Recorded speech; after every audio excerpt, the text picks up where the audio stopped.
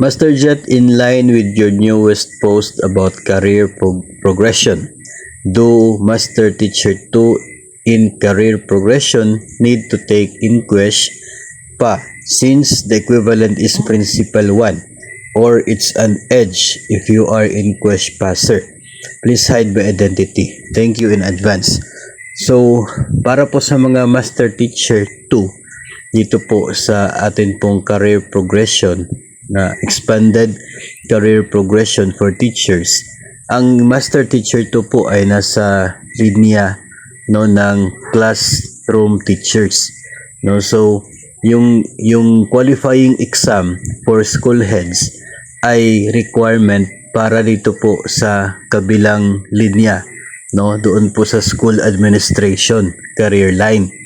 So, hindi requirement sa pagiging isang master teacher na passer ka sa isa pong qualification exam for school heads, at hindi rin natin masasabing edge ng isang MT kung siya ay mag-a-apply as MT yung pagiging passer niya, dahil hindi naman po yun related kung siya po ay mag-a-apply to higher master teacher positions. Medyo advantage sa kanya if meron siyang kagustuhan to shift from the classroom teaching career line to the school administration career line. Kasi sa school administration, ito pong mga school principal requirement na dapat passer ka.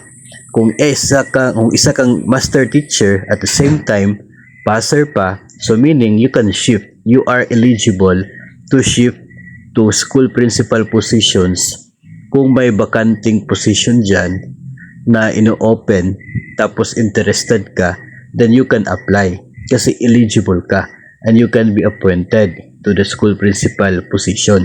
Yun ang advantage.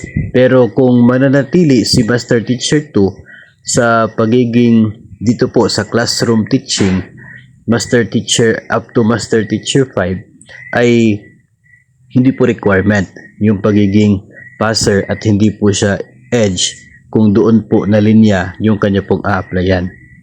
So, bagamat equivalent yung Master Teacher 2 at si School Principal 1 pagdating sa sahod, kasi the same yung kanila pong salary grade, ay it doesn't mean na requirement na rin kang MT yung requirement kang School Principal.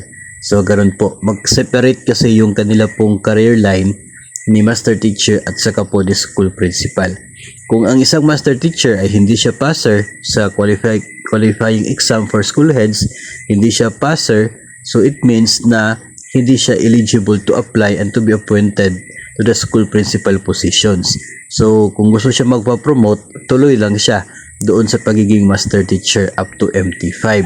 Pero kung passer siya, then pwede siya dalawang options. Pwedeng tuloy-tuloy up to MT5, pwede ring mag-shift into school principal. So, yun po ang magiging senaryo.